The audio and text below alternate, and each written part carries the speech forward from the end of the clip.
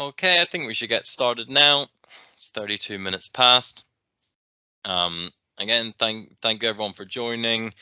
Like I just said, I've turned everyone's microphones and cameras off just for the presentation, but you can still chat in the chat function. So please, there'll be a couple of times I'll ask you to put some answers in there, and also if you have any questions along the way, then please just type them in there, and I'll try and answer them as I go through, or I'll get to them at the end.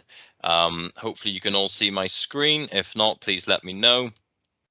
But yes, for today is Global Recycling Day, so we're just doing a presentation, setting the recycling record straight.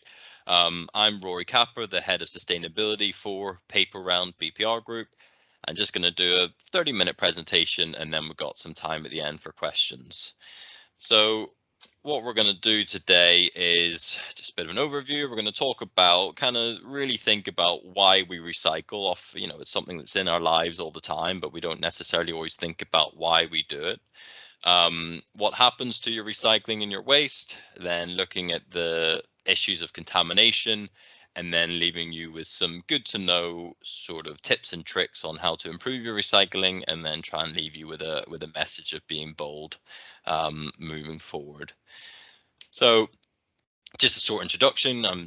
Most of you probably know who we are, but just thought I'd briefly explain. This is a view from our fifth floor office, from our office on the fifth floor in London. We're local London specialists, originally founded by Friends of the Earth. That's why we get the name Paper Round, because we were collecting paper in offices back in the 1980s, and now we're a fully fledged waste management company. But having those roots from Friends of the Earth means that sustainability and social value still runs core to what we do today, and what we try and focus on and deliver for our clients. So why do we recycle? So again, I said this is a bit of crowd participation to wake us all up on this Friday. Please just write down in the chat why do we recycle? Like I said, it's things that we always do. It's kind of been in our lives for a long time, but why do we recycle? What are the main reasons that we recycle? So if you just write down in the chat some points, what you think the reasons are that you recycle at home or you cycle in the office, things like that. So we've got some resources, circular economy, CO2 footprint, reducing waste, environmental reasons, reducing waste, resources saves money, protecting the earth, reducing landfill, all those things. Okay. Well, I'm very thankful for those answers, because they're very similar to the answers that I came up with earlier. So reducing waste, that's the main thing. You reduce waste if you recycle something, it gets turned back into a new product, and it reduces waste. And like someone said, in terms of the circular economy, the take, make, dispose model is what we're trying to get rid of, and move more to circular economy, where items stay in the circular economy and they're used and reused and recycled into new products. And if we don't recycle, if we don't reduce our waste, then we're not going to be able to impact the circular economy. And that speaks to conserving resources. So if you recycle an item, then you don't need to use virgin raw materials to create that new item. And in turn, if you're conserving resources and reusing the resources you have, well, then you're saving energy, because it takes a lot less energy to let's say mine new products or to get these new resources. It's a lot less energy intensive to recycle a plastic bottle from a plastic, or to create a new plastic bottle from an old plastic bottle, than it is to get the raw materials to create one. And then we do all this because to protect the environment is the main reason why we do these things. Yes, there are other small, well, not small reasons, the social impacts of recycling and making sure waste doesn't end up in areas you don't want it to, and the money you can save by reusing and reducing and recycling rather than buying new products. But then also protecting the environment is a very big impact of the reasons why. And then there's also that small part that it's a legal obligation to recycle. And later on in the presentation, I'll talk about how that's expanding over the next couple of years, and the legal obligation around recycling is going to have a bigger impact. those are the reasons why we recycle, and again, I think it's important to think about the waste hierarchy again, because it's things that we think about, or well, not that we think about, that are in our lives, but we don't really take time to think about the waste hierarchy and what actually we should be doing with our waste. So here is kind of at the very top is the best option, and the very bottom is the worst option. So landfill is the worst option for waste and recycling, and then energy recovery is the second least. So we are a zero to landfill organization. We don't send anything to landfill. Any general waste that we collect goes to energy recovery. So in layman's terms, it just gets burnt and generates electricity. And then the next step up from that is recycling. And do we want to achieve high recycling rates? We want any items that are in buildings that can be recycled to be recycled. And I'll go on to a little bit more about that. But then again, if you look at this waste hierarchy, there's a lot of options above that that are better for your waste and recycling. So the prevention, minimization, and reuse. And that's all around staff training and awareness building. And that's done through engagement events such as today. So I want to thank you all for joining today and learning more about what happens to your waste and recycling, because they're the first steps, and they're going to have the biggest impact on the environment and on different reasons why we recycle if you do those top three before it gets to the recycling stage. So where does your recycling go? What actually happens? Waste and recycling has this out of sight, out of mind sort of idea. You put it in the bin, and then if you put it in the recycling bin, then you feel like you've done the right thing, and then that's it. You don't really think about it. So after you put your waste and recycling in your bin and it's collected by us, it'll then get taken back to our materials recovery facility. The materials recovery facility is where we then separate out. So in your mixed recycling bin, or what we now call our PCPC, paper, cans, and plastic containers bin, it'll then get separated out into its different streams. So for example, here we have plastic, glass, metals, and paper. It all gets separated out. That's in this whole facility, it gets separated into those different streams. So glass we collect separately, and metals we collect separately, and paper we try to collect separately as well. And they'll be separated out into their different streams. And this is a picture of our materials recovery facility. And this is about 3 years ago when we did a big upgrade, and obviously it looks very clean and shiny and new there, which it was. And I can guarantee you now, when I was there last week doing a tour, it did not look as clean and shiny as it does in that picture. But another sort of engagement thing that we do is we take clients around our facility to show them what actually happens, because again, it kind of makes people think more about what they're doing, and not just you put it in the bin and you've done your job. You actually see the whole process that goes through. So that's another engagement event that we can do. And because we've got this relatively new materials recovery facility, we can separate out items into very high quality bales. So we can make sure that a bale that should be made of plastic or should be full of plastic is full of plastic, or a bale that's full of paper is full of paper. And then we can send that on to be reprocessed. And because we have such high quality bales of a single material, we can be very what's the word, sort of very particular, or we can make sure that we are sending our items to the right places, and we don't have to send them to people who are maybe cutting corners. So everything that we send on after we've put it into its individual streams is sent within the UK. Apart from our paper goes to northern France. I'll go on to that in a sec. Everything else stays within the UK. This means that there's less miles and needs to travel to be able to be reprocessed, because the environmental benefits of recycling, if you're sending it halfway around the world to be recycled, then you're not really seeing those environmental benefits.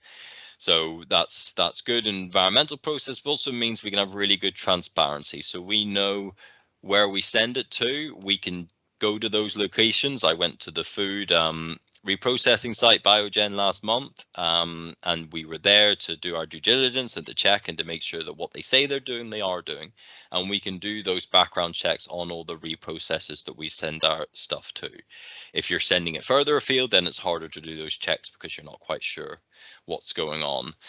And with that, it means that the quality material that we're sending, we know that's being turned back into good material, and then it reduces any reputational risk for ourselves, but also for our clients who we're collecting the waste from. So after it's been to our facility and it gets sent on, I'm just going to talk now about a few of our main waste streams and kind of the journey that those individual items go on. So like I said, mixed recycling or paper cans and plastic containers, they will be collected from the building. They will come back to our facility, be separated out into their different bales, like you can see in the top left of the screen, and then they'll be reprocessed back into those items. Recycling, so food recycling, what we do is we collect it in bins, and we exchange those bins. So we collect a full bin of food and then replace it with a clean empty bin of food. We have started to trial and look at collecting these on our tipping vehicles, but that's very, very new. After that food's been collected, it'll go to an anaerobic digestion plant. And what this anaerobic digestion does is it has the food in a big container, and then all the heat and all the methane that's released as it's decomposing will then be captured and then be used as biogas to produce clean energy. And then that's put back into the grid, and then that energy is used. And then the compost that's left behind, so after that food's decomposed, that is then used as biofertilizer, and then that is then used in the agricultural industry around where the plant is located up in Bedfordshire. So with anaerobic digestion, you get the biogas element and you get the compost element. If you just sent food to a composting site, so things like compostable materials, compostable packaging, they need to go just to a compost site. But if you sent food there as well, you would only get the biofertilizer element. You wouldn't get the biogas element as well.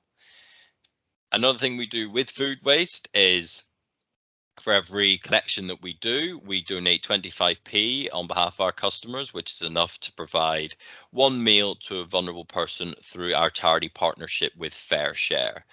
So for every collection we do, we donate in theory one meal. That's what 25p equates to Fair Share. And since 2010, we've donated on behalf of our clients over 500,000 meals to them. And we can also do volunteering days. So I myself went just before Christmas to a food bank to help segregate different foods into parcels.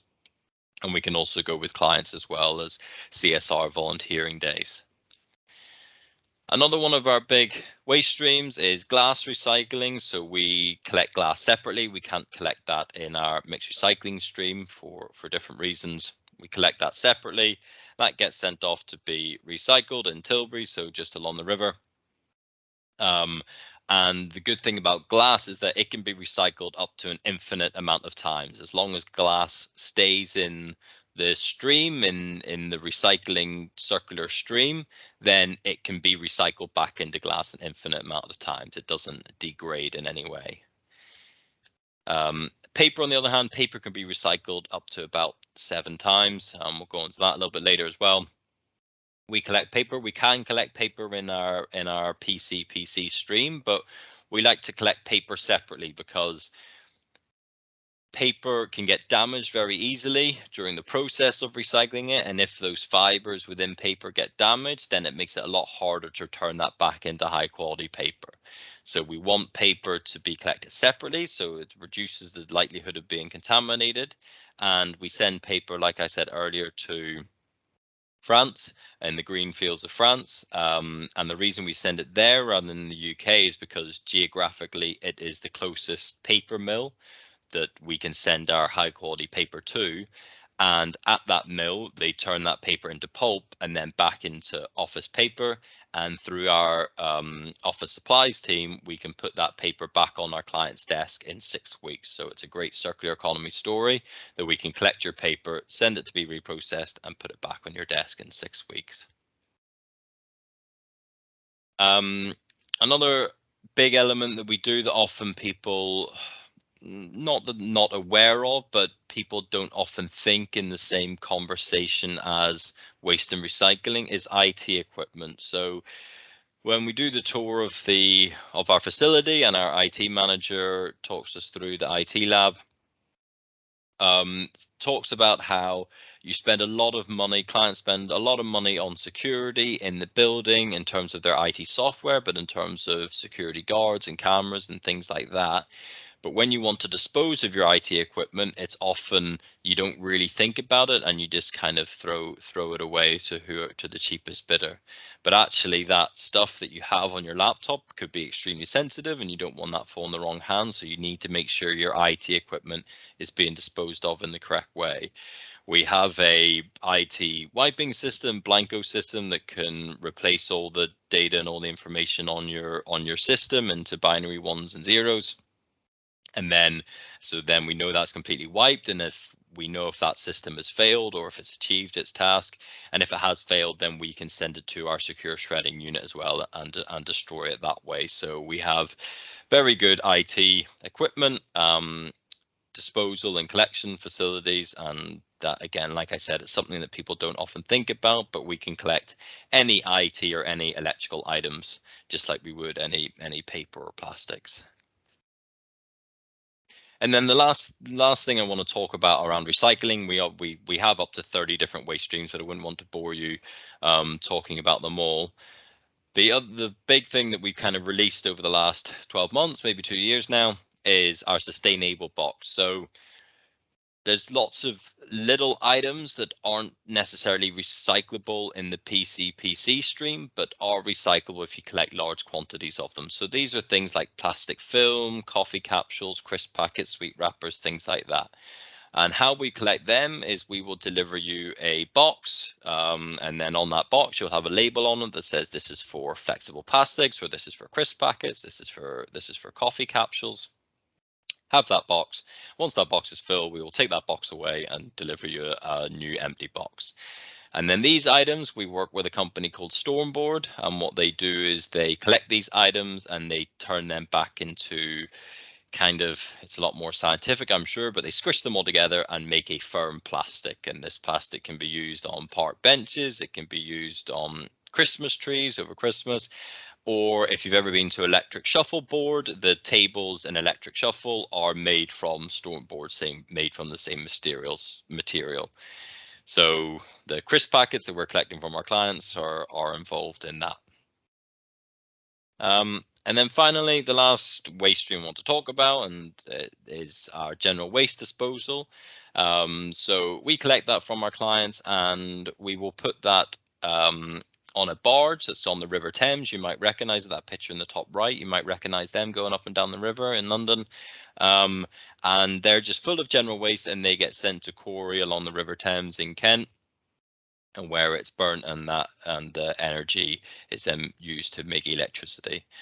Because we use the barge system, it means our vehicles don't have to collect from the city and then go out and back into the city and out. We can collect in the city, tip them on the tipping stations that are along the river, continue, do another round of collections until the vehicle's full, tip on the barge, and then go back to the depot. That we reckon this saves around 100,000 heavy goods vehicle movements in the city each year, which is, it sounds like a lot of vehicles, and it is a lot. There's around 10,000 people die each year in the UK due to air quality issues, and by reducing as many heavy goods vehicles on the road as possible, that's going to go some way to helping the situation.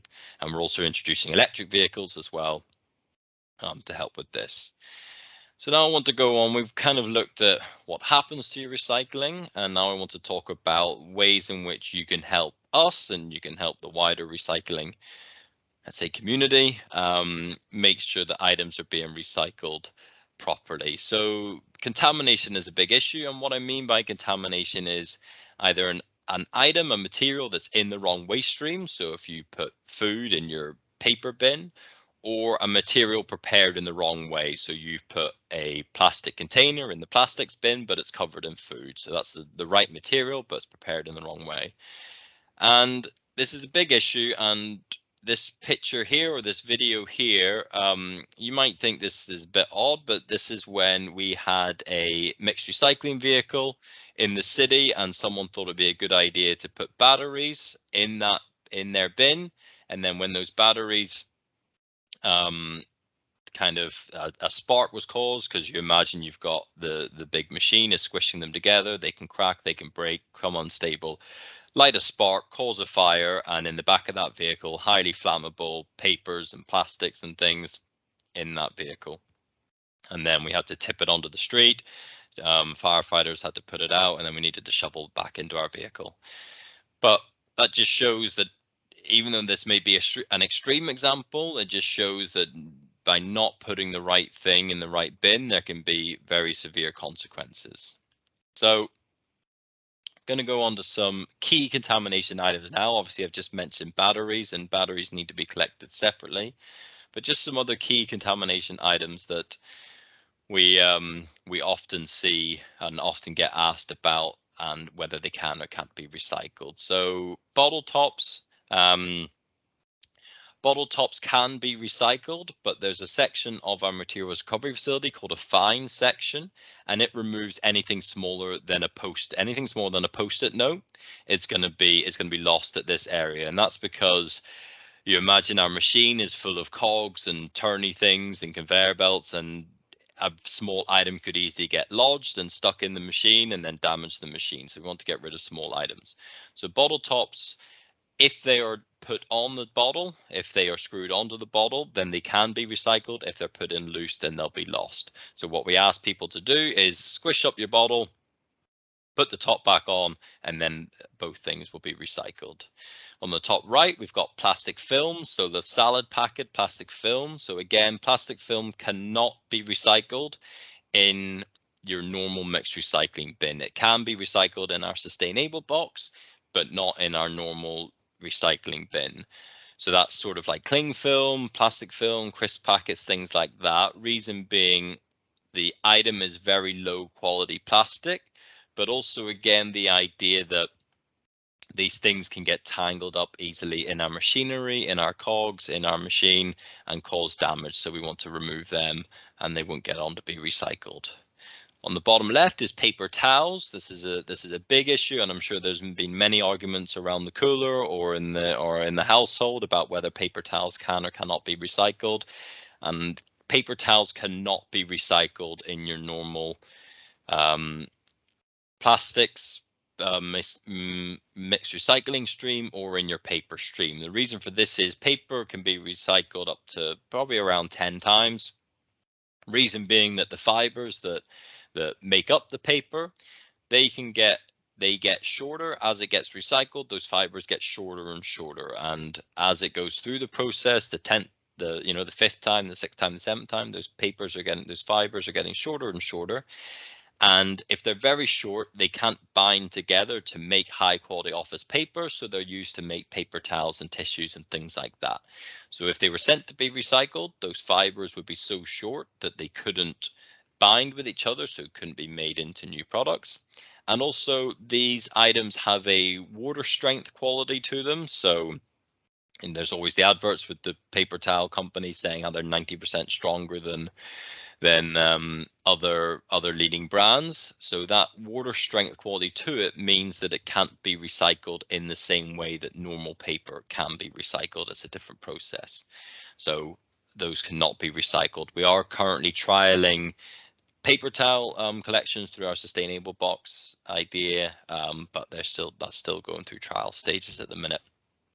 And then finally, the food contaminated pots, tubs, and trays. So again, I'm sure this has caused lots of arguments around the kitchen table, but dry DMR is dry mixed recycling. So we want these plastic containers to be as clean and as dry as possible, with no food and no ketchup on them at all. That is, and if we lived in an ideal world, that's what we want.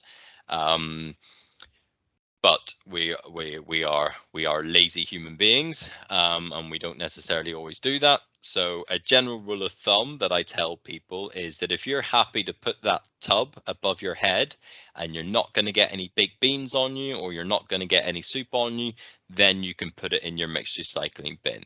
But if you are worried about getting a bit of something on you, then either rinse it and wash it out or put it in your general waste bin.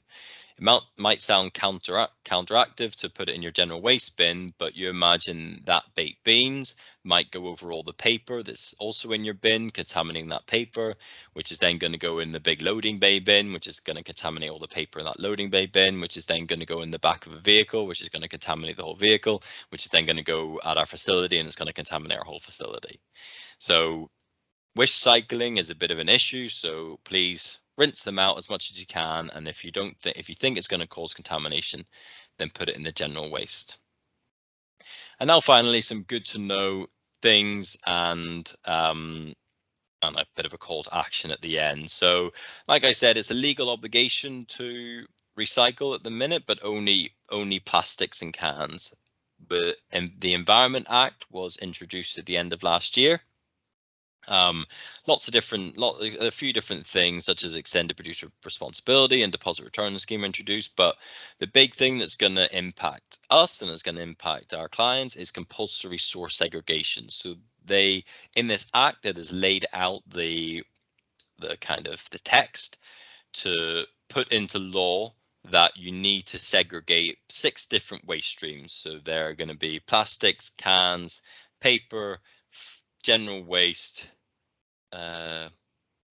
one other slipped my mind, and food. Food is going to be the big one. It's not currently compulsory for food to be collected. There's about 50% of the councils in England do not collect food waste.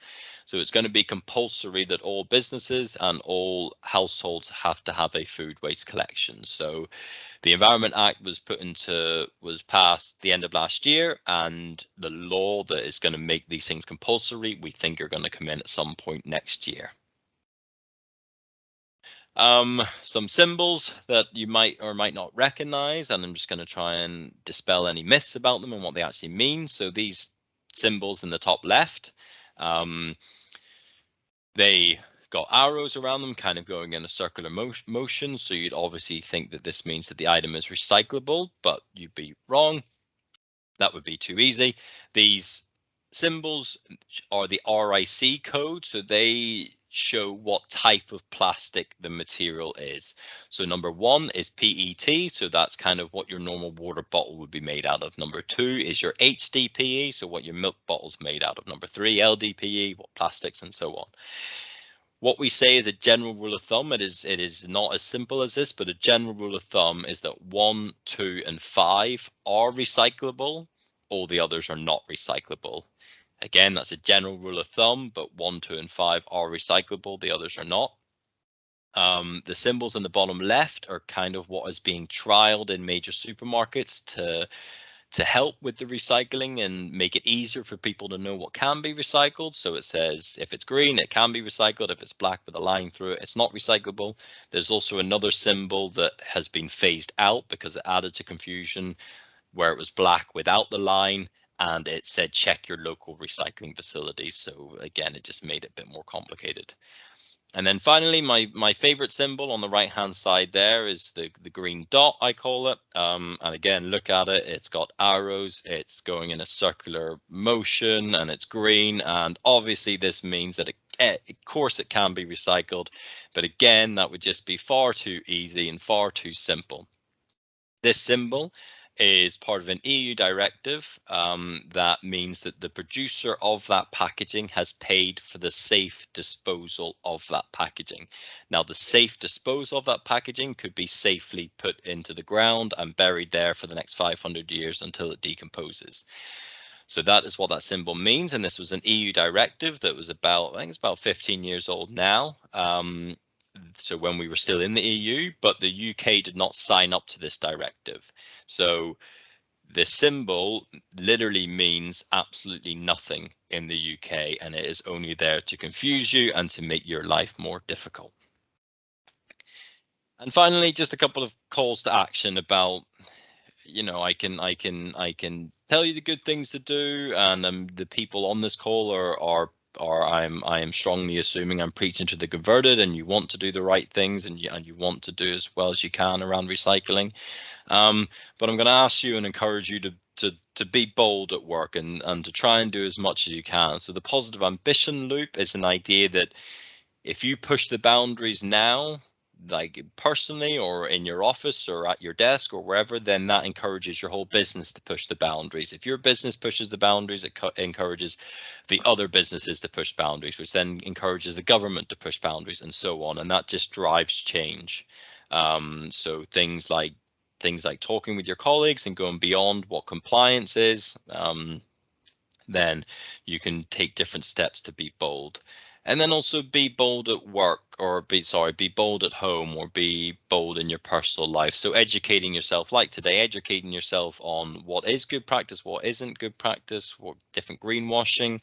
There are lots of apps that can help you with these things, such as the A World app. Buy loose vegetables, buy old vegetables, buy vegetables you don't think other people are going to buy because they're not perfectly straight, they've got a little bit of a bend in them. And try alternatives to wrapping paper. Don't use things with glitter on them. And there's just lots of little things that you can do to try and be bold and go a step further than other people might do. So that's it. We talked a bit about why we recycle. We talked about what happens to your recycling and your waste. We spoke about the issues with contamination and why it's bad and different ways in which you can help. And finally, we tips and tricks on how to improve your recycling, and then a bit of a call to action to be bold at the end. So I'm just gonna unshare my screen now, and then I'll turn off everyone's microphones. And if people have questions, sorry I didn't answer any questions during that. I was a bit too into it. And I've turned you can turn on your mics if you want to ask a question, or if you want to chat. I'll look now and see if there are any questions coming through. If you have any questions, then please type them away. After this, I'll have all your email addresses on the sign up form. I can send a copy of this PowerPoint presentation, and then also this is being recorded, and the recording of this will be put on our YouTube channel, probably not today, but at some point next week. So I'll also send the link to the video when it's on YouTube, so then you can send that around as well. So been asked whether cartons such as oat milk can be recycled. So those Tetra Pak items cannot be recycled in your normal recycling streams. So they're a mixture of cardboard and paper and waterproof plastic film, so they can't be recycled. They're similar to coffee cups. Coffee cups cannot be recycled in your normal mixed recycling stream because you've got the paper around the outside and then you've got the plastic waterproof on the inside.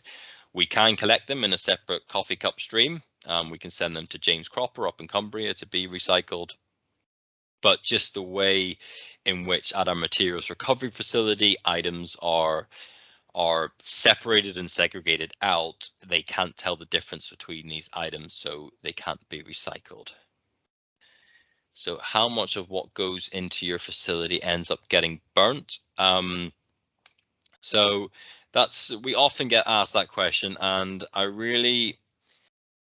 that's a hard question, and I don't like answering it, because in theory we don't dictate, we don't determine what comes back to our facility. That is our clients are dictating what comes back to our facility. So we what our clients put in the bin is then eventually what gets burnt. So I don't have an exact figure about what gets burnt. I can tell you it is a lot more than you would probably imagine, and a lot more than that we want.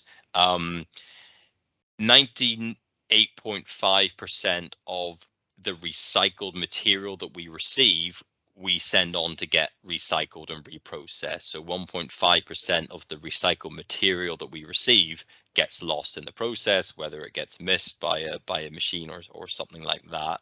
So that's how much of your recycling gets burnt. But in terms of how much we receive, I wouldn't have an exact figure, and ultimately it's not within our control what gets burnt at the end.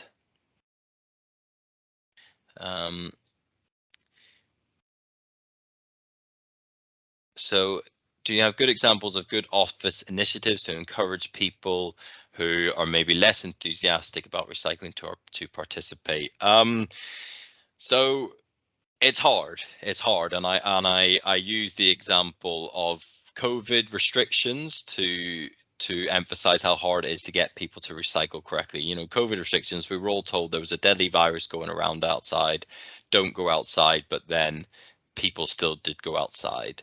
So to tell people you should recycle and to hope and think that they will just all start recycling is very hard.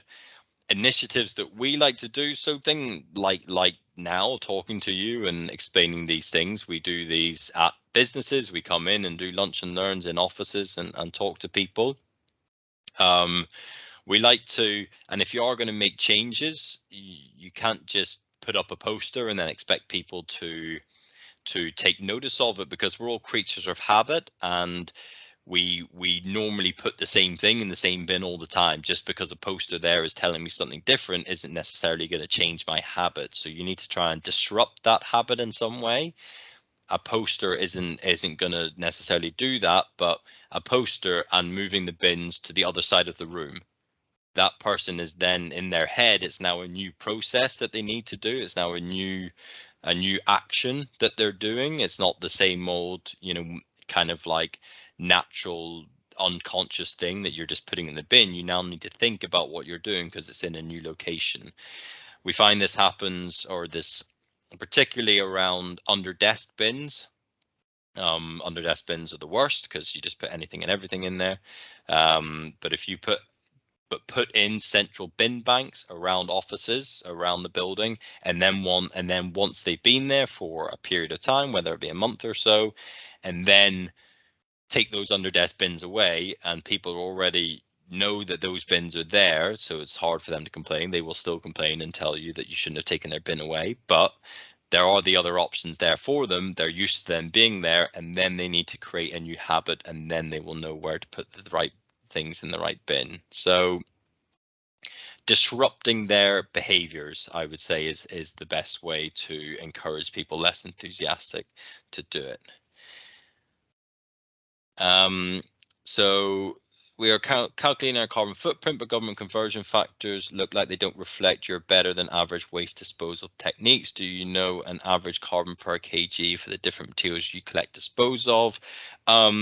Yes, we do. We have a carbon calculating tool that we developed during lockdown, which assigns different carbon measurements to the different waste streams, and we can calculate that. So if anyone is interested in that, Peter, if you're interested in that, then please contact me afterwards and we can talk more about that. So yes, we do have the facility to assign carbon to different waste streams. And the government conversion factors are national averages. So, you know, London is a different animal to elsewhere in the UK. Our tool uses our own exact information and the waste streams and where we send it to be reprocessed and so on. So we it's very accurate information. What happens with the residual ash from the burnt waste? So the ash that's created from burning the general waste, of the energy from waste plants. So a lot of that is used in road aggregate. So it's used as sort of like a binding agent to create the road. Again, I'm sure it's a bit more scientific than that, but it's used in that. And then the rest of it is used to create concrete and to try and like thicken it up.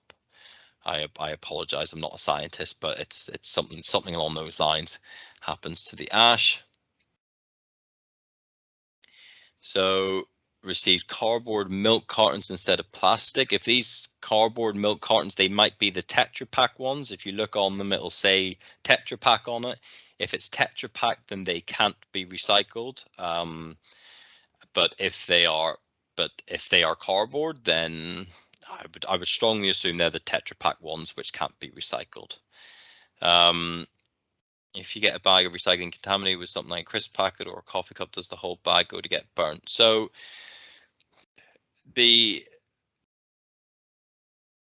with contamination in sacks and bags or bins or whatever. So our clients, we ask our cleaning or cleaning staff on site to look at bags, and if they think it's full of contamination, then put it in the general waste. If it gets back to our facility, we have no way of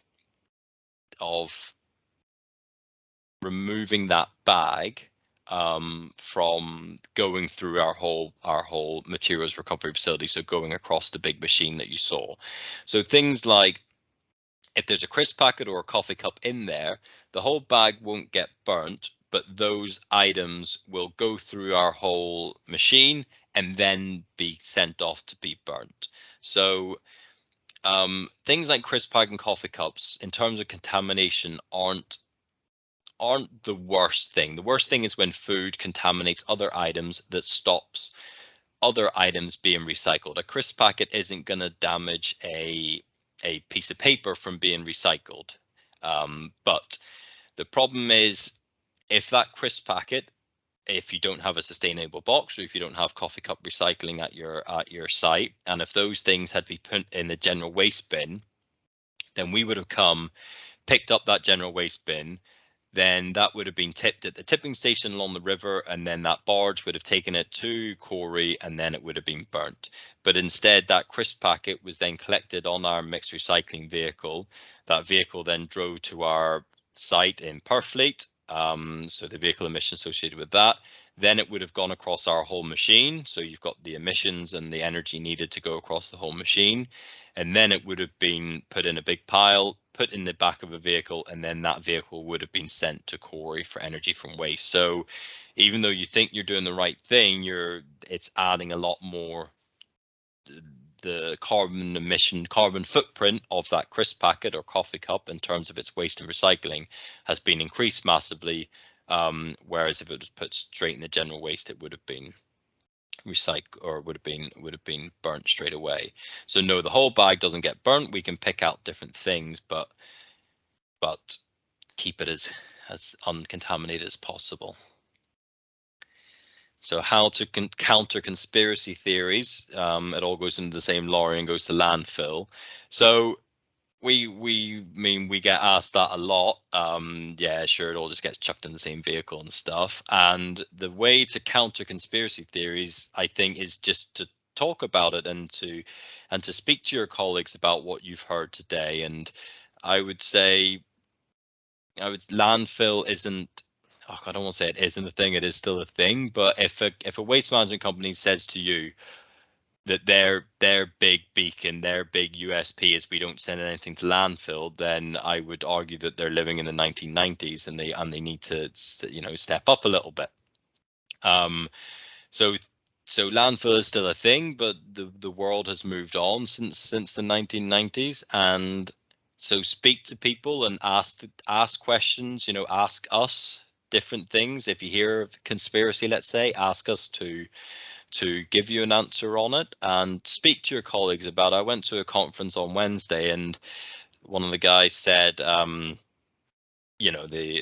climate change crisis is the biggest crisis of our lifetime, but generally people don't really talk about it, in the workplace or things. People don't really talk about it, these things. So I would say the best way to counter it is just to talk to people about it and ask the questions.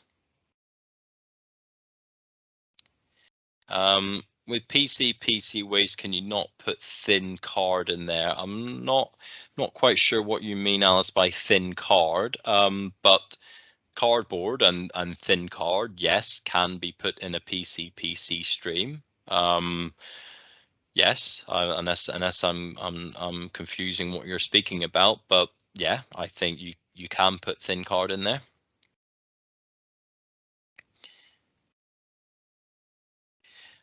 Yes, we had a question about issues arise because what you can recycle at home and what you can do at work are different. So that is, yes, the postcode lottery of recycling and waste is a big deal. And depending on what side of the street you live on, your council might do this way and a different council might do that way because their supply partner does it this way and your supply partner does it that way, and so on. The Environment Act and that idea of having 6 compulsory streams, the reasoning for that is to make it simpler, to make it easier, so everyone is playing by the same rule book type thing. So that is a big issue, and yes, I 100% understand. And hopefully this Environment Act, when the laws come in, hopefully sometime next year, that will make the situation a bit easier.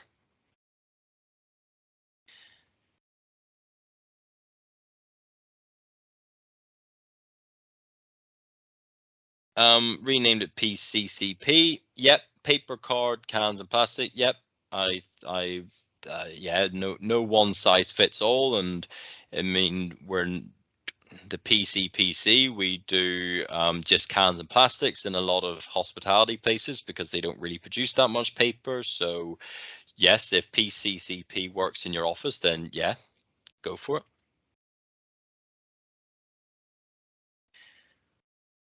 Okay, if there's no more questions, then I will, like I said, I'll send out the PowerPoint and the recording of this to everyone.